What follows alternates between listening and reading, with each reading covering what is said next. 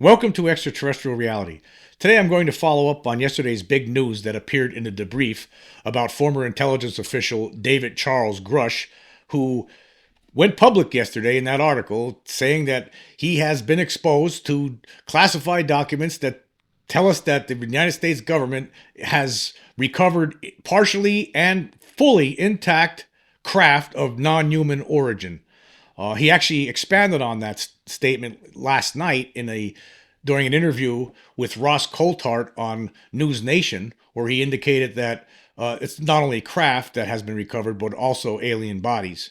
So it's all true, folks. It's all true, as we've been saying all along on this podcast, as well as so many other people who have researched this over the years. It's all true that it is real. It's really happening. But the focus isn't going to be on that for me today. I want to focus on some other aspects of that article that came out yesterday, and that is the fact that Grusch basically was threatened, it appears. He actually ended up having to get a attorney to represent him because he's filed a complaint. And I just want to focus on that aspect of it. And what this goes to show is that, for one thing, it's the same thing as what was going on 76 years ago in Roswell. I mean, basically, there were a bunch of people who were threatened there to keep their mouths shut. This guy here, who provided classified information regarding recovered extraterrestrial craft and bodies to Congress, is now he himself, all these years later, he's being threatened too. He's facing reprisals. So I want to talk about that and focus on that today. And I just want to go back to that article from yesterday. It says, Grusch is represented by Charles McCullough III, senior partner of the Compass Rose Legal Group in Washington, and the original Inspector General of the intelligence community, confirmed by the United States Senate in 2011. And then it goes on, I'll skip forward a little bit. It says, in May 2022, McCullough filed a disclosure of urgent concerns, complaint of reprisal on behalf of Grusch and the Intelligence Community Inspector General, ICIG, about detailed information that Grusch had gathered beginning in 2019 while working for the UAP task force. An unclassified version of the complaint provided to the debrief states that Grusch has direct knowledge that UAP-related classified information has been withheld and or concealed from Congress by elements of the intelligence community to purposefully and intentionally thwart legitimate congressional oversight of the UAP program. All testimony Grusch provided for the classified complaint was provided under oath. So he signed all this stuff under oath. So if he's lying, if Grusch is lying, then he could go to prison, okay? So the guy's not lying. He's telling you the truth. But what he's also saying here, the classified information has been withheld. That he has direct knowledge about this classified information being withheld or concealed by elements of the intelligence community. I'm assuming that these elements of the intelligence community are probably members of or people who work for the control group. And it also states here, it says, according to the unclassified complaint, in July 2021, Grusch had confidentially provided classified information to the Department of Defense Inspector General concerning the withholding of UAP-related information from Congress. He believed that his identity and the fact that he had provided testimony were disclosed to, quote, individuals and or entities, end quote, within the Department of Defense and the intelligence community outside of the ICIG's office. He did not allege that the information was improperly disclosed by any member of that office. So obviously, when he talked with the ICIG office, he told them, gave them this information about what he had learned about recovered craft and alien bodies, and somebody in that office, that information was passed on to other elements within the Department of Defense and intelligence community, and then he was retaliated against. It says, as a result, Grusch suffered months of retaliation and reprisals related to these disclosures beginning in 2021. He asked that details of these reprisals be withheld to protect the integrity of the ongoing investigation.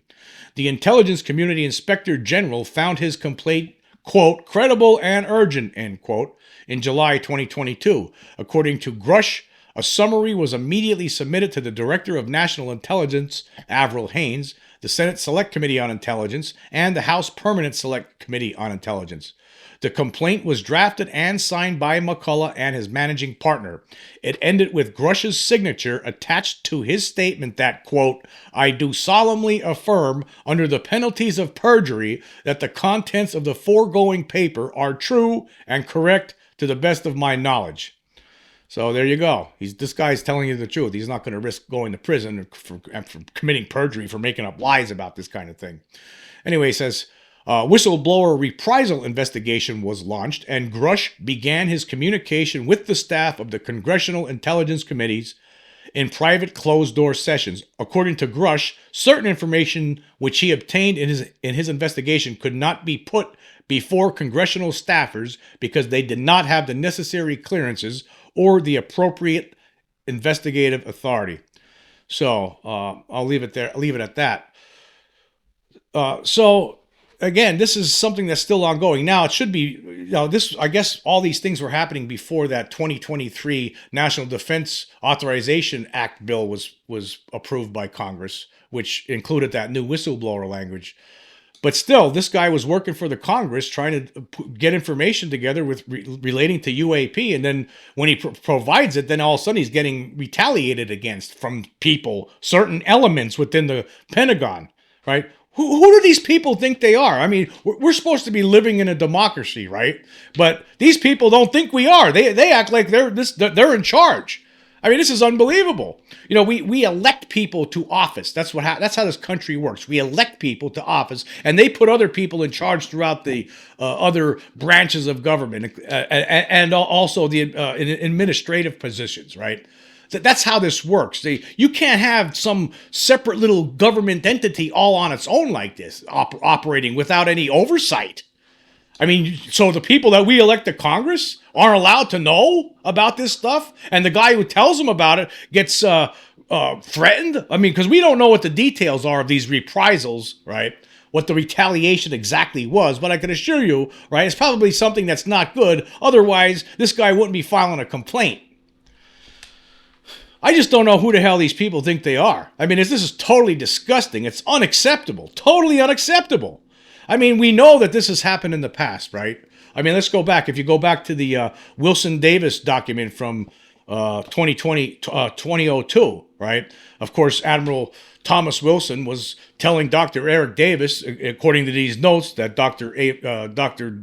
Davis was writing, when he was interviewing Wilson, right? Wilson was he wanted to be read in on this program. He was told some information, but then he was told to back off. You have no right to be part of this, right? He was told that, yeah, they have recovered extraterrestrial craft, right? But guess what?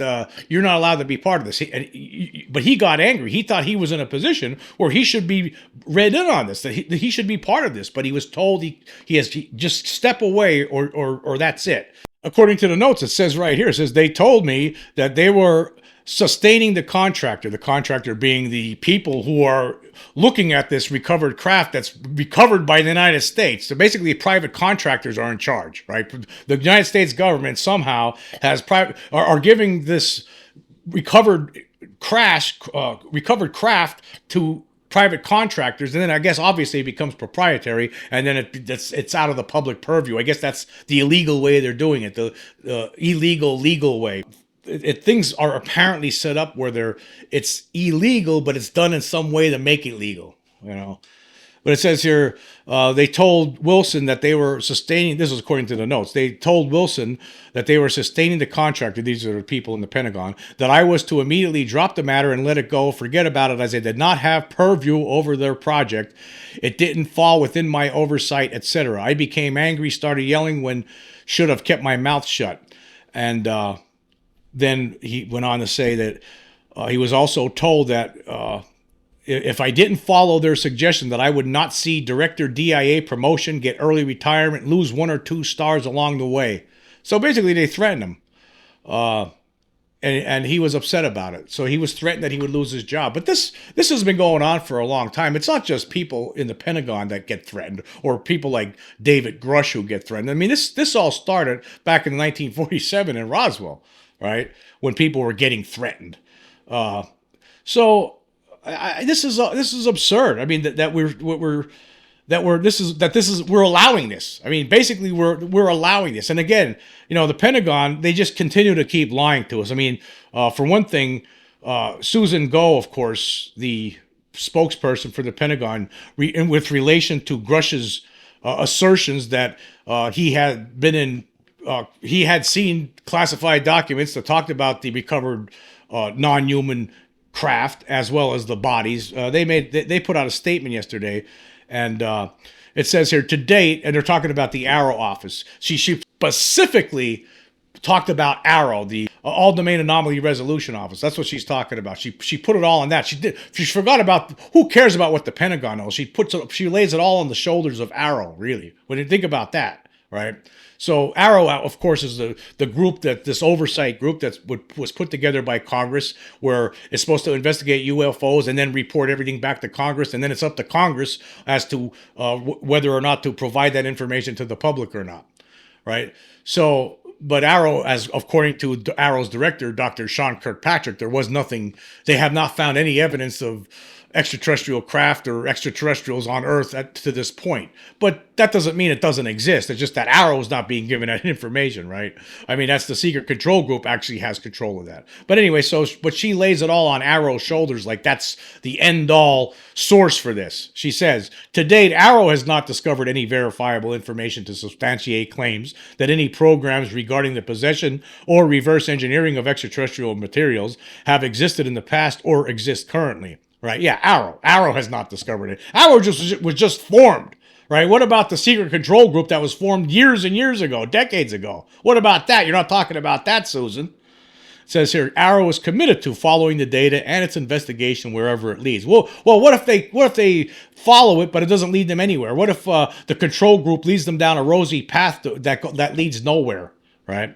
Arrow, working with the Office of the General Counsel and the Air Force Office of Special Investigations, has established a safe and secure process for individuals to come forward with information to aid Arrow in its congressionally mandated historical review. Well, yeah, let's talk about that here a little bit. Yeah, it makes it safe for pilots to come forward, witnesses to say, hey, I saw a flying saucer, but apparently it's not that. It doesn't seem like anyone's taking it too kindly that people like Grusch are stepping forward and say, hey, they're hiding stuff here. They're hiding stuff here, right? They don't take too kindly to that, though, do they? And then it continues here. It says, Arrow's historical review of records and testimonies is ongoing and due to Congress by June 2024. You know what? Arrow's historical review of records and testimonies, well, the testimonies might be helpful, right? But what records are they going to get? What records are not going to be there for Arrow to look at, right? I mean, they're covering this whole thing up. What do you think? We're all stupid. Anyway, Arrow welcomes the opportunity to speak with any former or current government employee or contractor who believes that they have information relevant to the historical review. Well, there have been people providing information, testimony with regard to the historical review. But hey, there's some documents someplace put away somewhere, away from the eyes of anybody that could, anybody in the public that could see them, and probably about 99% of the people in the Pentagon. It's all in the control of this control group that's comprised of contractors and a couple of officials from the Pentagon, apparently.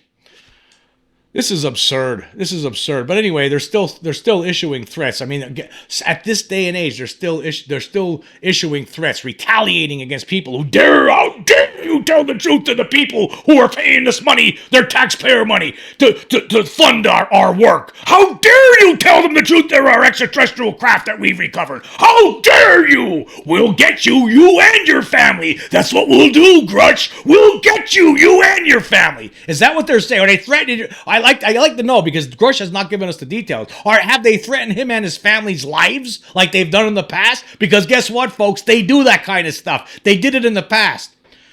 Anyway, we're going to take a quick break and we'll be right back. Okay, we are back. We're talking about how the government threatens people who want to expose the truth about the extraterrestrial presence on Earth. It's been something that's been going on since 1947. Right when all this started going down, when Roswell crash happened, there was a bunch of people who were threatened by elements within the government and told that, hey, if you talk about this, right, guess what? You're done. You're done. And I was just gonna give you a couple examples. There was a series of books that were written by Thomas Carey and Donald Schmidt about the Roswell incident. I think these guys are they're the most knowledgeable when it comes to this subject because they've been researching it for so long. I mean, there's other people out there too. Kevin Randall, Stanton Friedman. There's a lot of different names out there, right? But I think these two guys, right? They did the best work on this, and it really they have a lot of good books. And I have two of the books right now here in my hand, which I'm going to refer to.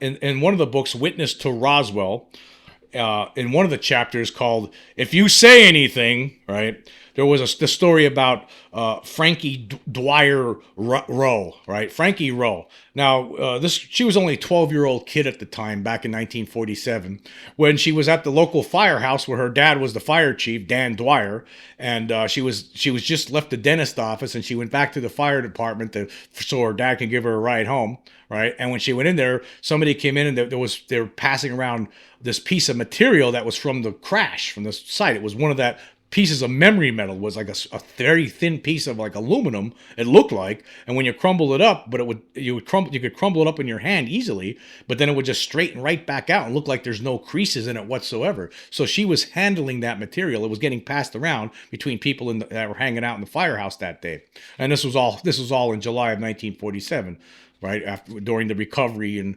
cover up of the UFO of the flying saucer crash there.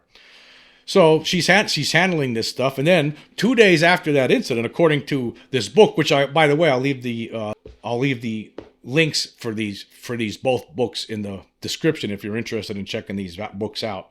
They're again, these are two of the best books out there on the Roswell incident. Everyone who's interested in UFOs should have these books by Donald Schmidt and Thomas Carey because they are the best. I could tell you right now.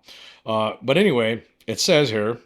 A day or two later, Frankie Dwyer was at home with her mother, tending to chores, when there was a hard knock on the door. Opening the door revealed a tall man with wide shoulders and a dark complexion, dressed in an MP uniform.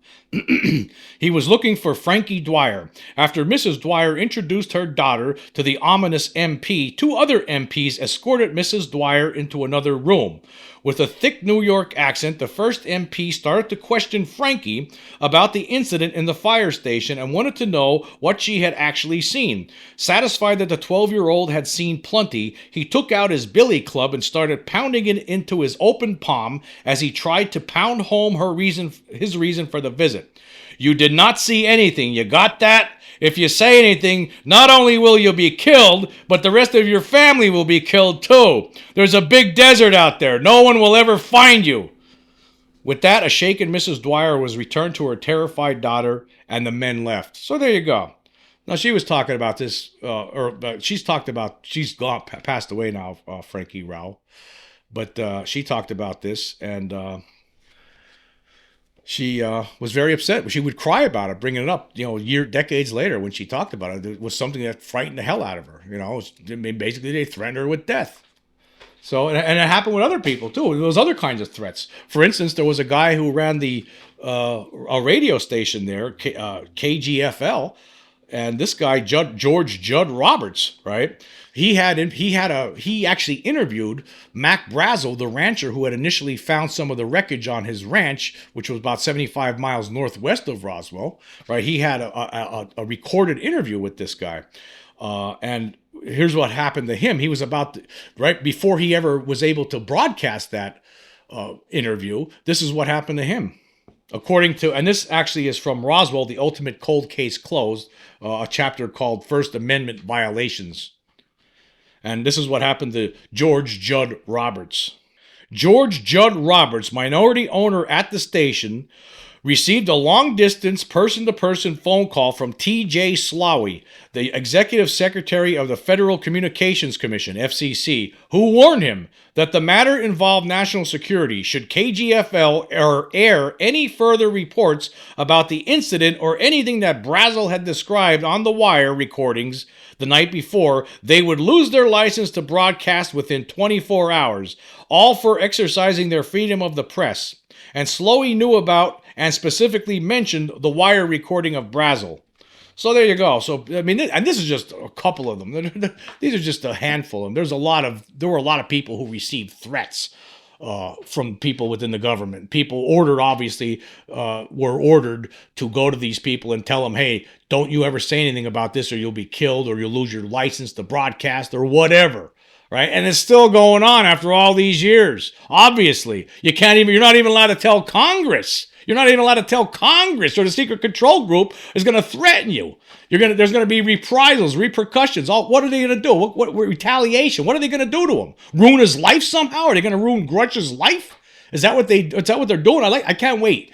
I can't wait. I hope the day comes where we get to see this classified report, the classified version. I want to see what kind of threats were leveled against Grusch for telling people the truth about what he knows. It's absolutely ridiculous that this kind of thing is still happening when you really think about it.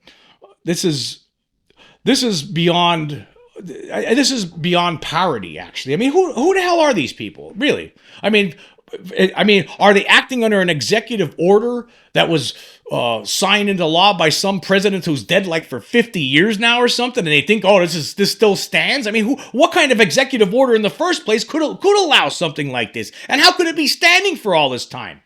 I mean, I'd like to know, are presidents today still signing this? I can't imagine. I don't even think they're being told. The people we're electing to serve us, right, don't even know what's going on for the most part. Now, you're going to hear people out there say, well, it's a matter of national security, and if we get this information out, well, we're trying to reverse engineer this so we could take over the world before they reverse engineer their stuff, and they take over the world before we can. Okay, that's fine. If that's why you're keeping this secret, okay, you're reverse engineering it. Okay, so what? So what? Reverse engineer it, but you should still be telling us the truth. We don't need to know the details of your reverse engineering program. We just want to know about these extraterrestrial beings. What are they doing? What's happening here? Why are they here? What do you know? We want to know about the biology of the creatures that you found. What do they eat? What was the contents of their stomachs, right? Was there blood in there, right? Are they drinking blood? Are they drinking cattle blood? I mean, we'd like to know we have a lot of questions with no answers. But right now, the biggest question I have with relation to what we're talking about here today with Grusch is like, okay, who threatened him exactly? Who are these people that threatened him? Why did they threaten him? What did they threaten him with? Right? What did they threaten him with? Was it death? Are they threatening to kill him? Is that what they're doing? Are they threatening to ruin his life somehow? Destroy his life? Put out phony stories about him? Right? What was the threats? I want to know that. Who are these people? What gives them the authority to do this? Who's allowing this? A lot of questions out there, people. A lot of questions. No answers. Not yet. Well, we're going to get them. This was a big story yesterday. Of course, this is only the tip of the iceberg, I think. And of course, there's going to be other whistleblowers too. It's not just Grusch. There's other people, right? I mean, Christopher Mellon recently indicated that there was 4 people he was talking to. I'm assuming Grusch is just one. Grusch is apparently just one of those people, and so there'd be other people stepping forward too. There was actually another guy mentioned in this story that was talking about it. Yeah, we're going to get somewhere here, and we're going to get to the bottom of this finally. I think it's time for these idiots who think they are better than the rest of us here to just hang it up. Give it up already, dude. I mean, what are you thinking? Why do you think the American people are going to feel when more information comes out? It's going to get really ugly, man. Real ugly. What are you going to are you going to turn those weapons against us? The people that's been paying for this with their tax dollars for all these decades? Are you going to turn the weapons that you've been developing from recovered alien craft on the people that are paying your bills? Get out of here. I'll tell you what, you guys are a bunch of knuckleheads. You in the control group, these who the hell do you think you are? You're no better than anybody else. You use toilets just like everybody else does, right? You eat food just like everybody else and drink water just like everybody else does. There's nothing that makes you better than anybody else. You're acting like a bunch of scumbags doing stuff like this, threatening people, retaliation. What kind of nonsense is this? What kind of country are we living in when people are acting like this? What a bunch of scumbags that do something like that, act like that. Now, this needs to be exposed already. We need to bring this to an end. Hey, and where's the mainstream media, by the way? For the most part, not many have jumped on this story yet. They're staying away from it, I guess, because they're all part of the same establishment, and many people in the establishment are telling them, don't do nothing with that. Stay away from it. bunch of scaredy cat bums. It's all. Yesterday, I tell you what. Yesterday, I spent about 2 hours flicking through the channels yesterday afternoon, just going back and forth through the three top news channels: Fox, CNN, and MSNBC, to see if they said anything. Over the course of those two hours, I saw stories about politics. I saw stories about death, destruction, and mayhem. I saw nothing about Grusch's revelations. Right? Nothing. I like to know, who are these people covering this up? I mean, people need to be really angry about this. I am. I'm super angry about it. Who are these scum? Who are these scum that are acting like this? Retaliation, reprisals. Who are these people?